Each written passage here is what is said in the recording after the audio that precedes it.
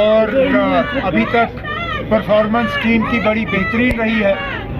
हम यही उम्मीद करते हैं कि फाइनल तक यही परफॉर्मेंस रहे और ट्रॉफी जीत के वापस आ जाए। सर, एलजी साहब ने जो कल कहा था कि डेलिमिनेशन जब कंप्लीट होगा तो वार्ड्स के लोग यहाँ पे पूरे से फिर वो हो जाएंगे। मैं ये जानना चाहूँगा ना, आपको अब डिलिमिटेशन याद आया?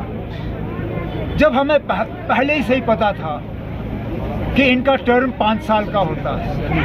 2018 में इलेक्शन हुए, 2024 में इलेक्शन होने चाहिए, तो क्या 22 में आप ये शुरू नहीं कर सकते थे? 22 में आप डिलिमिटेशन करते, वक्त पे इलेक्शन होते, लोगों को एक हुकूमत का जो टियर है वो मिल जाता। असेंबली आप कर नहीं रहे हो। कम से कम जो आपने सुप्रीम कोर्ट में कहा, जो आपने बाकी मुल्कों को दिखाया, जनाब यहाँ 3 टियर सिस्टम है, एक एक करके आपने वो तमाम टियर ख़त्म किए। मुझे डर इस बात का है कि खुदा ना खास्ता कोई बहाना बना के ये मत हमारा पार्लियामेंट के जो है वो भी इलेक्शन ये खा जाएंगे।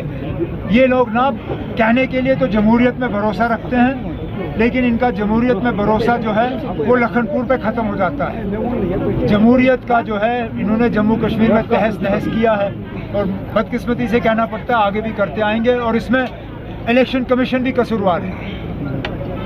पता नहीं उनकी हिम्मत को क्या हो जाता है जम्मू कश्मीर में देख के। हिम्मत करके वो इलेक्शन का ऐलान करें, यहाँ लोगों को अपनी आवाज़ जो है बुलंद करने का मौका मिले। मैं दुकान नहीं चलाता हूँ, मैंने कभी दुकान चलाया नहीं है, क्योंकि दुकान में सौदाबाजी होती है। मैंने कभी सियासत में रह के सौदाबाजी नहीं की है। सियासत की है, सियासत करता हूँ, करता रहूँगा।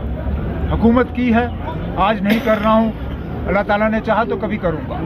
जहाँ तक रही हुकूमत को गिराने की साजिश, इसमें मुझे और कुछ कहने की ज़रूरत ही नहीं है। अल्ताफ़ बुखारी साहब ने सारा क्लियर कर दिया है कि 2010 में क्या हो रहा था। ये साजिश पहली बार नहीं हुई है। शेर कश्मीर के साथ 1953 से ये सिलसिला शुरू हुआ, आज तक होता रहा है, आगे भी होगा ना। ये कह रहे हैं कि गुलाम हसन मीर की वजह से ही उन्होंने टंगमर्ग में जलसा कराया और हुकूमत उस वक्त बन गई है।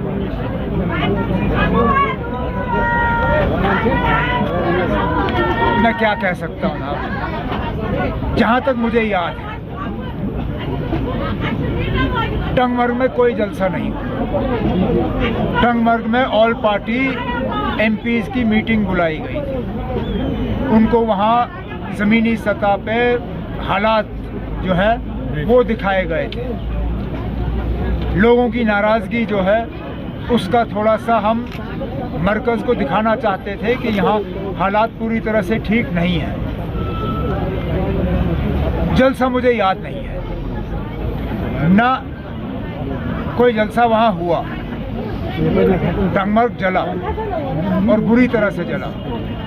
जलाने वाले कौन थे वो भी अगर अल्ताफ़ बुखारी साहब फिर बताएं वो भी अच्छा होगा, क्योंकि वो भी शायद फिर 2010 की साजिश के साथ जुड़ा हुआ है। और कुछ आर्मी ऑफिसर जनाब, इतनी हिम्मत है मुझे कि इंडिया अलायंस में रह के मैं कांग्रेस के बारे में कुछ कह सकूं। बुखारी साहब बीजेपी के दोस्त हैं, इसलिए बीजेपी के बारे में कुछ कहते नहीं हैं। एलजी साहब के दोस्त हैं, इसलिए एलजी साहब के बारे में कुछ कहते नहीं। ये हमारी जिम्मेदारी बनती है कि हम बीजेपी के बारे में भी कहते हैं, एलजी साहब के बारे में भी कहते हैं और फिर कांग्रेस के बारे में कहते हैं। लेकिन अब जो गलत है वो गलत है। जो कर्नाटक में हुआ वो गलत हुआ, और वो सिर्फ मुसलमानों के लिए गलत नहीं हुआ, सरदारों के लिए भी गलत हुआ। आप मुझे बताइए ना, आप ये ऑर्डर कैसे जारी करेंगे सरदार बच्चों के खिलाफ? क्या उनके पगड़ी उतारेंगे आप? बताएं मुझे, क्योंकि उसमें कहा हुआ है कि आप सिर ढक नहीं सकते, आप अपने कान जो है कवर नहीं कर सकते, कोई हेड गियर नहीं होना चाहिए। क्या कर्नाटक में कोई सरदार बच्चा जो है वो अब इम्तिहान नहीं दे सकेगा? हमारी बच्चियों के साथ तो ये कर्नाटक में पहली बार नहीं हुआ है, और हुकूमत ने कहा ये सिर्फ हिजाब के बारे में नहीं है। ठीक है, नहीं है। सरदार बच्चे क्या करेंगे? क्या उनकी पगड़ी उतारोगे आप इलेक्शन ये एग्जामिनेशन सेंटर में अंदर जाने के से पहले? बताएं ना। ये हमने किसी पार्टी को निशाना नहीं बनाया, हम उस ऑर्डर के खिलाफ हैं। अगर कांग्रेस हुकूमत कर रही है, अगर निशाना उन पर पड़ता है तो मैं उसके लिए माफ़ी नहीं मांगूंगा। एंड वक्त पे जब फैसला करना होगा पार्टी इस पे बैठ